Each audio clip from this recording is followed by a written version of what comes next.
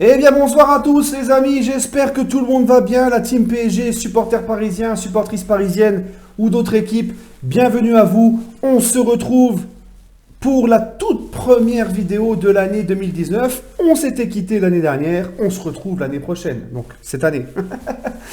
Donc voilà, c'est la toute première vidéo, je suis tout content de vous retrouver, ça fait plaisir, de l'année 2019, et ce n'est pas n'importe quelle vidéo, parce que je sais que tout comme moi, vous aimez ce sujet-là, le mercato parisien. Hein, le mercato, on aime tous ça. Hein. Il y a les rumeurs, il y a du suspense. Tu t'imagines tel joueur arrivé, machin. Tu fais tes propres souhaits pour le mercato. J'aimerais voir tel joueur, machin. Tu entends des bruits de partout. Bon, ça dépend quel mercato. Hein. Si tu es supporter, si t'es supporter de l'US Montagnard ou du FC Croix de Savoie, c'est vrai que le mercato, t'en as un peu rien à foutre parce que bah, n'importe quel joueur qui va venir, tu le connais pas. Donc. Mais quand c'est le PSG, avec le budget du PSG, ça fait plaisir, c'est excitant, beaucoup de noms sont là, donc c'est vrai, il y a beaucoup de rumeurs. On voit souvent dans mes vidéos mercato que je relais dans la presse du monde entier, je fais le tour de la presse, c'est pas tout le temps des vrais noms, c'est des rumeurs, comme on va le donner tout à l'heure dans ma liste. Voilà, mais on fait le tour ensemble du mercato. On donne notre ressenti, ça fait plaisir, ça c'est sur le PSG et ça c'est entre nous, ça fait vraiment plaisir. Mais avant de commencer les amis, cette vidéo sur le mercato, j'aimerais tout simplement vous dire que pour cette année 2019, je ne vais pas m'amuser à vous dire mes bonnes résolutions, toutes ces conneries là, parce qu'on sait que ça dure 2 jours les bonnes résolutions. Donc je veux juste 2 choses pour cette année 2019 à tous. La santé, c'est le principal, la santé. Et j'espère voir le Paris Saint-Germain remporter la Ligue des Champions cette saison. Donc les anti-PSG, vous pouvez me traiter de fou ou que c'est comme Walt Disney, ça fait rêver.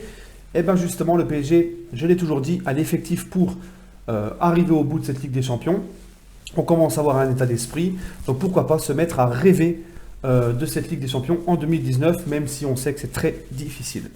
Bref les amis, avant de commencer les rumeurs, je voudrais juste vous donner ce qu'a dit, parce que c'est important, puisque qui dit Mercato PSG dit aussi UEFA Mafia et le fair play financier. Donc on va commencer, vous savez tous que le fair play financier, le PSG a porté plainte auprès du tribunal arbitraire des sports concernant le fair play financier, la supercherie du fair play financier, et il y a un soutien de taille qui est venu défendre le Paris Saint-Germain, c'est Zvonimir Boban. Rappelez-vous Boban, demi-finaliste avec le Croatie de la Coupe du Monde 98, qui avait affronté la France en 98. Boban, qui est maintenant secrétaire général adjoint à la FIFA, donc à la FIFA, et il a défendu le PSG en disant « Si vous n'apportez pas quelques corrections au système du fair play financier, l'Inter de Milan et le Milan AC vont avoir du mal à revenir dans la course. Je parle d'eux, mais c'est aussi le cas pour d'autres clubs, donc le Paris Saint-Germain entre autres, qui ont l'ambition d'atteindre les sommets. » Et il va continuer et il dit « Les règles qui imposent un budget équilibré ne permettent pas à de nouveaux entrepreneurs de faire de gros investissements. Et plusieurs clubs sont dans cette situation. Pourtant, ceux qui apportent de l'argent frais dans le monde du football ne peuvent que produire des effets positifs sur le système entier. » A-t-il ajouté, c'était au micro de RMC Sport, Nasser Al-Khelaifi, tout comme moi, supporter du PSG, Nasser Al-Khelaifi a dû apprécier. Et c'est pas n'importe qui, c'est le secrétaire général adjoint de la FIFA. Donc ça va peser aussi dans la balance. Donc on se rend compte que même à la FIFA, ça tire sur l'UEFA pour la supercherie du fair play financier. Bref les amis, on va commencer donc les rumeurs mercato, ça y est. Je ne vous fais pas languir plus longtemps. Le tout premier nom, ça fait 2-3 jours que c'est sorti, ça fait un peu rigoler tout le monde. C'est Yahoo qui nous dit que le PSG s'est renseigné sur Grenier. Alors Grenier, je ne veux pas être méchant, mais on a eu Stambouli, on a eu Cabaye. Ça va quoi. Hein, Grenier, les amis, je pense que le PSG s'est peut-être renseigné pour être sur une short list, pour être peut-être remplaçant.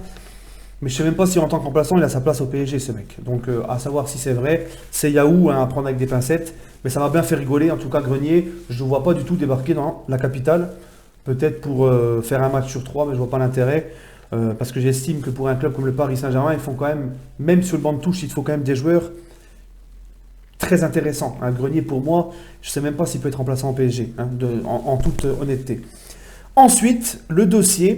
Donc, on va parler de 2 dossiers qui s'éloignent, qui se refroidissent. C'est tout d'abord Alan, puisque De Laurentiis, le président du Napoli, a affirmé sur Tutosport, dans une interview, que si un club voulait Alan, c'est 200 millions. Autrement dit, il prend vraiment les gens pour des pigeons et des cons.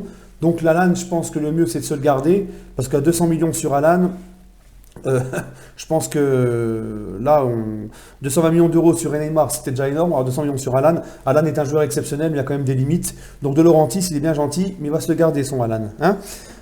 Ramsey, d'après Sky Italia, Aaron Ramsey, le Gallois de Arsenal, a refusé l'offre du PSG et il se dirige tout droit vers la Juventus de Turin. Bon voilà, donc c'est une piste en plus qui s'efface. Et il y a deux autres pistes qui font leur apparition, celle de Kessié, vous savez, le milieu récupérateur du Milan AC, qui selon TMW, donc alors moi je ne sais pas c'est quoi ce journal, mais c'est ce qui est marqué sur le site, donc selon TMW, ne pas confondre avec les voitures BMW, hein, parce qu'eux ils n'ont aucune info sur le mercato, donc selon TMW, enfin je dis ça mais ça n'empêche pas certains qui ont zéro info sur le mercato et prétendent en avoir. Hein. Vous avez qu'à juste aller sur Twitter. On est passé de 2-3 insiders à 20. Quoi. On a l'impression qu'ils se reproduisent entre insiders. Hein. Il y en a de plus en plus, ils sont de plus en plus nombreux en fait. Hein, alors qu'il n'y en a aucun qui a été capable cet été, par exemple, de te donner ne serait-ce que le nom de Kerrer, Bernat ou Choupeau. Et tu en as encore des nouveaux qui sont arrivés et puis qui arrivent à te dire que à telle heure, Enrique a vu un tel, Enrique était là, que Maxwell ceci, Maxwell cela. À croire les mecs, ils habitent dans le Calbar à Tuchel, quoi. Enfin bref. Alderweireld. Donc ça, c'est selon ESPN en Espagne. Alderweireld, pourrait quitter Tottenham malgré sa prolongation de contrat. Le PSG s'intéresse à lui, mais ça serait pour l'été prochain. Pour ma part, je pense que lui, c'est un joueur d'expérience.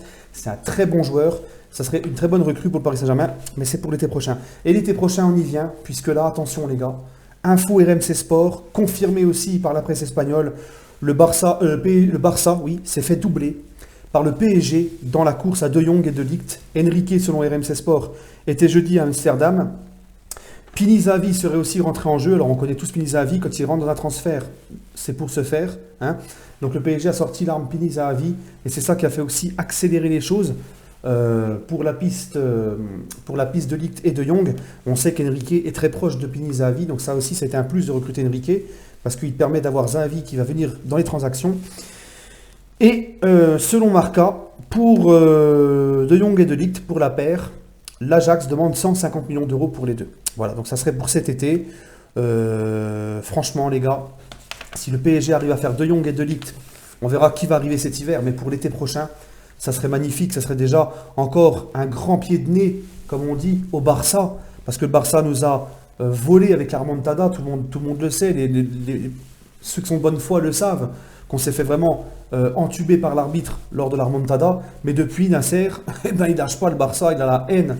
Et il n'en a pas fini, il est très rancunier, Nasser. Vous savez, les Arabes, les Qataris, ce sont des gens très rancuniers. Il a commencé par faire péter la clause à Neymar, il a bloqué Marquinhos, Verratti, Thiago Silva, ils ne sont jamais allés au Barça.